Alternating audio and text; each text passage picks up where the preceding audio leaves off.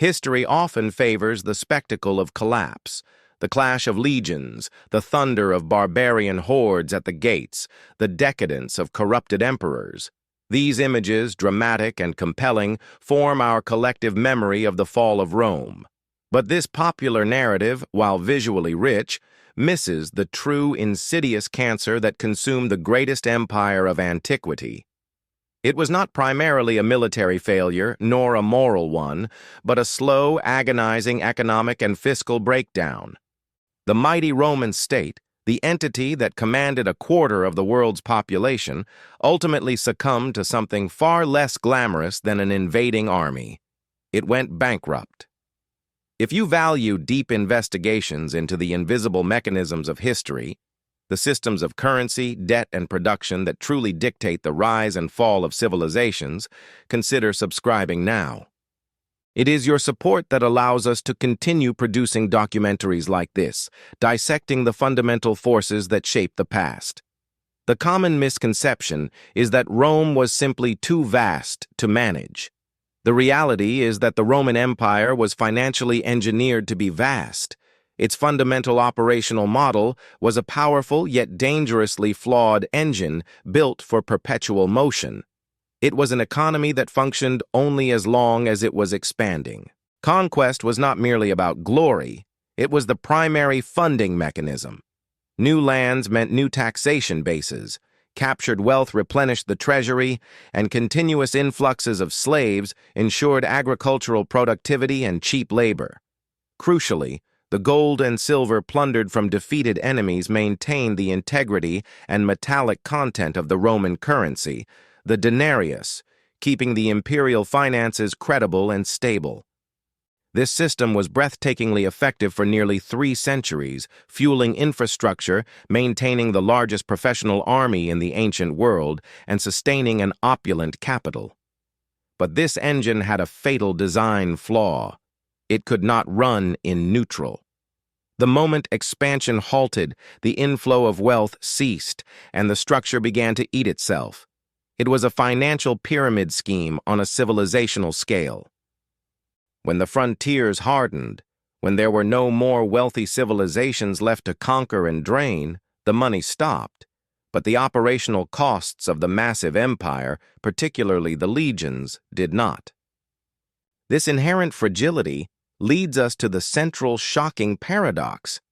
How did an empire that controlled such immense resources, such extensive trade routes, and such powerful institutions manage to, quite literally, run out of money? The answer lies in a combination of internal fiscal mismanagement and external shocks that converged in the devastating period known as the crisis of the 3rd century. This was the moment the Roman state lost control of its own balance sheet, leading to a monetary collapse that hollowed out the foundations of society long before the Goths or the Vandals ever set foot in Italy. To understand the magnitude of this failure, we must first appreciate the delicate balance the empire maintained. The currency, the army, and the agricultural base were interdependent pillars. If one failed, the others were destined to follow. The army required sound money to ensure loyalty. Sound money required silver mines and stable trade required peaceful, productive provinces. When the silver mines began to run dry, when the state started substituting base metal for precious metal in its coinage, the chain reaction began, undermining the trust that is the ultimate bedrock of any functional economy. We are about to trace the precise mechanism of this fiscal suicide, beginning with the critical period when the state, desperate to fund its military obligations, resorted to the most destructive economic policy known to history: mass, uncontrolled currency debasement. This wasn't merely inflation. It was the deliberate destruction of value by the central government itself. You might ask yourself, have you ever imagined a modern nation-state that only functions while conquering others? What exactly happens when that conquest ceases? That is the question we must answer to truly understand Rome's downfall. The financial crisis that engulfed Rome was a slow-motion catastrophe, an invisible war waged not with swords, but with copper and lead masquerading as silver. This internal collapse was far more devastating than any external siege because it eroded the very trust necessary for a complex society to function, fracturing the intricate network of trade, taxation, and loyalty that held the sprawling empire together. The initial shock waves hit during the tumultuous 50-year period starting around 235 AD. This era was characterized by an explosive cocktail of factors: profound hyperinflation, a catastrophic decline in agricultural output, the implosion of army discipline, and recurring devastating epidemics. This was not a single event. It was the systemic failure of every major pillar of the Roman state simultaneously, resulting in a shocking political instability where 24 men claimed the imperial title in half a century. The root cause of this chaos, however, was always financial. The state could no longer afford to exist. The most tangible evidence of this impending bankruptcy was the rapid deterioration of the coinage. The denarius, once a symbol of imperial stability and guaranteed value, became a cruel joke. By the middle of the 3rd century, around 250 AD, the silver content of the denarius had plummeted to less than 1%. What remained was cheap copper, thinly washed in silver to maintain the illusion of worth. In modern economic terms, Rome had become a runaway printing press, attempting to solve real resource deficits with worthless fiat currency. This debasement was a direct consequence of the empire's inability to fund its ever-increasing military expenditures. The army, the ultimate guarantor of imperial stability, was simultaneously the largest drain on the budget and the primary victim of the currency's destruction. As the value of the coin eroded, soldiers, who were often paid in these increasingly worthless pieces of metal, began to demand higher wages, or, more dangerously, they turned their allegiance to any general, any usurper, who promised them a reliable bonus or payment in actual gold or silver. This created a fatal feedback loop that demolished the public budget. To pay the increasingly disgruntled army, the emperors printed more bad money. Printing bad money caused inflation. Inflation increased the army's demand for higher nominal pay. This cycle not only bankrupted the imperial treasury, but also fractured the military loyalty structure, opening the gates to widespread military rebellions and internal civil wars, which in turn accelerated the collapse of the borders. The crisis of the denarius reveals a profound truth about state power. When the currency loses public confidence, the state loses its capacity to govern, to defend, and ultimately to survive. The financial insolvency of Rome was not merely an accounting problem.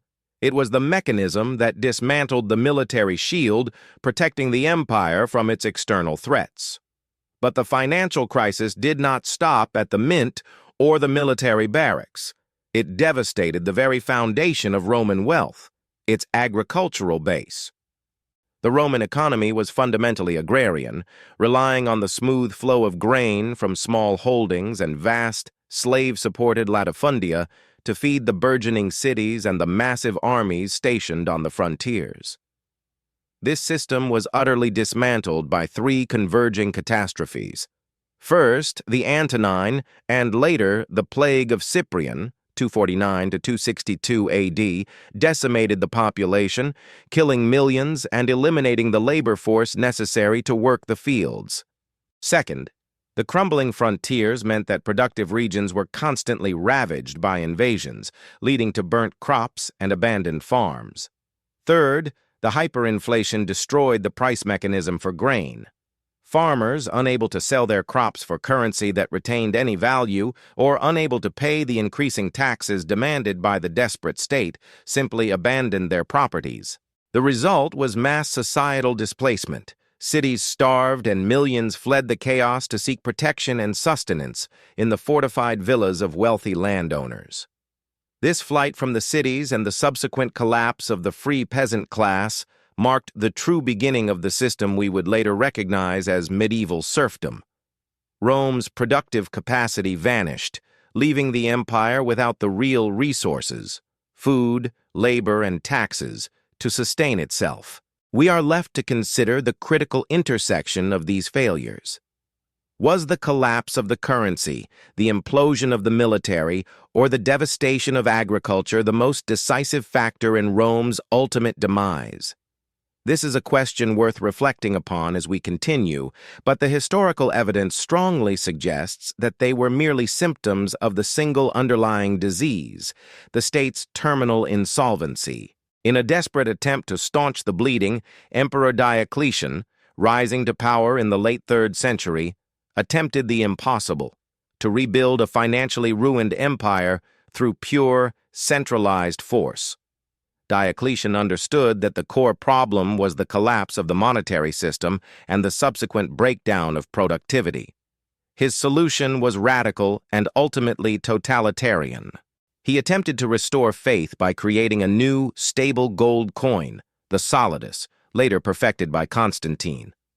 More drastically, he implemented an enormous, brutal reform package.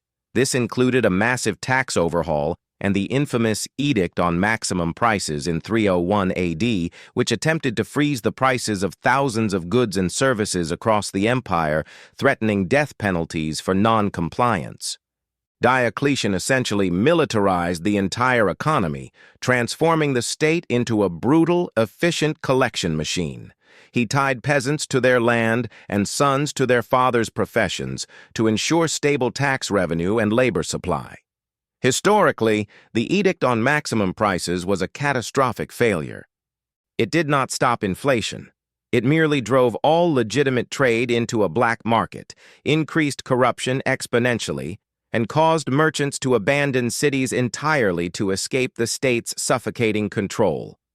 Despite these Herculean efforts, the empire remained technically insolvent. We have historical records detailing the unprecedented systemic failures. Provinces unable to remit taxes, the army receiving payment in worthless commodities rather than coin, arsenals lacking resources to produce weapons, and mines abandoned due to labor shortages and corruption.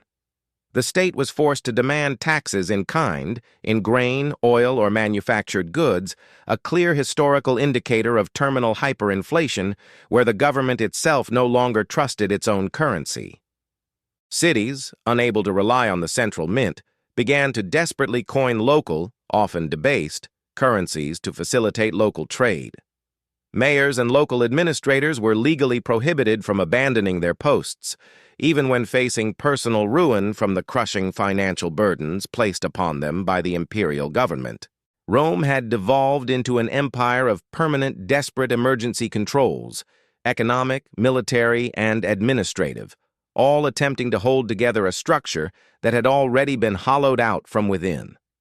The fall of the Western Roman Empire was not a sudden event. It was a process of decay that was financial first, military second, and political last. The causal chain is stark and undeniable. Without a functioning economy, there could be no strong currency.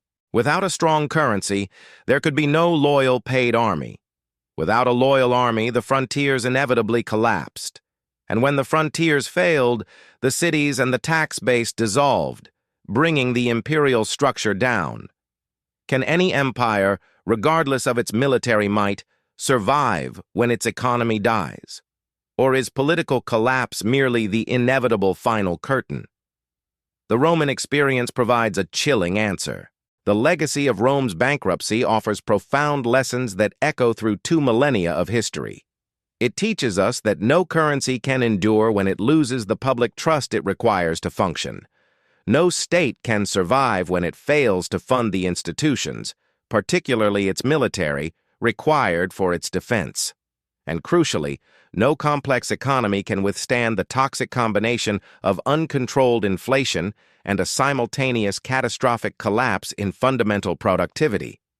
We see echoes of Rome's financial struggles in historical moments, like the hyperinflation of Weimar Germany in 1923, the debt crises that plagued modern nations like Argentina and Greece, and the structural banking failures that precipitated the global crisis of 2008. These modern parallels demonstrate that structural crises generated by debt coupled with a loss of production, are not unique to antiquity. Rome did not fall because it lacked force or ingenuity. It fell because its complex financial architecture could no longer sustain its own immense weight. It was a victim of its own success, trapped by an economic model that demanded perpetual, impossible growth. If these historical connections have broadened your perspective on crisis and power, consider subscribing to the channel for more deep dive analyses. And please, leave a comment below. Which aspect of the Roman financial crisis, the currency debasement, the army's role, or the agricultural collapse did you find the most surprising? Thank you for accompanying us on this study of the empire that literally went bankrupt. The true tragedy of the Roman collapse lies not in the spectacle of its final moments, but in the insidious, decades-long process by which the empire systematically dismantled its own financial integrity. What we observe in the historical record, the internal strife, the military desertions, the disintegration of central authority, were merely the visible symptoms of a terminal fiscal disease. Rome's demise was a masterclass in how a political superpower can become utterly vulnerable when it loses control over the very mechanisms of value creation and exchange. The fundamental insight derived from this exhaustive historical examination is that the political and military might of Rome was, in the end, an ephemeral facade resting upon the brittle foundation of a structurally unsound economy. The empire was trapped by a growth model that demanded perpetual external subsidy. When the spoils of war ceased, the state faced an impossible choice: either drastically reduce the military costs necessary to maintain its borders or artificially inflate its resources by destroying its own currency. The emperors, driven by short-term necessity and the immediate threat of military coup, consistently chose the latter, prioritizing the illusion of solvency over genuine economic health. This decision to debase the coinage was, effectively, a betrayal of the social contract across the vast empire. It was an invisible tax levied most heavily upon the soldiers, the laborers, and the farmers, who saw their savings and their labor's worth evaporate into thin air. Trust, the indispensable non-metallic currency of any functioning society, was systematically eroded. Once citizens and soldiers alike recognized that the imperial coin was merely a promise the government could not or would not keep, the central authority lost its ubiquitous power to regulate, tax, and command. The resulting flight from the cities, the retreat into localized bartering, and the formation of self-sufficient feudal-style estates were not just historical footnotes. They were the consequence of a population making rational choices in the face of governmental financial collapse. They abandoned the imperial system because the imperial system had abandoned its value. The ultimate lesson of Rome's bankruptcy transcends the ancient world. It is a stark reminder that economic laws are indifferent to political rhetoric or military strength. A strong currency is not merely a convenience, it is a declaration of sovereign competence and fiscal discipline. When a state fails to match its expenditures with its real productive capacity and instead resorts to the corrosive short-term remedy of printing or debasing its way out of debt, it triggers a chain reaction that first destabilizes the economy, then fractures the military, and finally annihilates the political structure. The financial collapse of Rome demonstrates that the most devastating invasions are sometimes those that occur not across the physical borders, but within the very ledgers of the state. The true practice of history begins now, recognizing these systemic vulnerabilities not just in the past, but in the continuous ebb and flow of global power dynamics. The Roman experience serves as a permanent, chilling warning against the dangers of confusing size with sustainability, and of believing that sheer political will can supersede the immutable principles of supply, demand, and trust. Rome did not fall in a single glorious battle. It succumbed to the quiet, relentless arithmetic of insolvency. It died, slowly and painfully, when its financial engine seized up, proving that even the most formidable empire on earth cannot survive when it can no longer afford to pay its own bills. The empire was not conquered by barbarians, it was devoured by its own debt and its own disastrous monetary policy.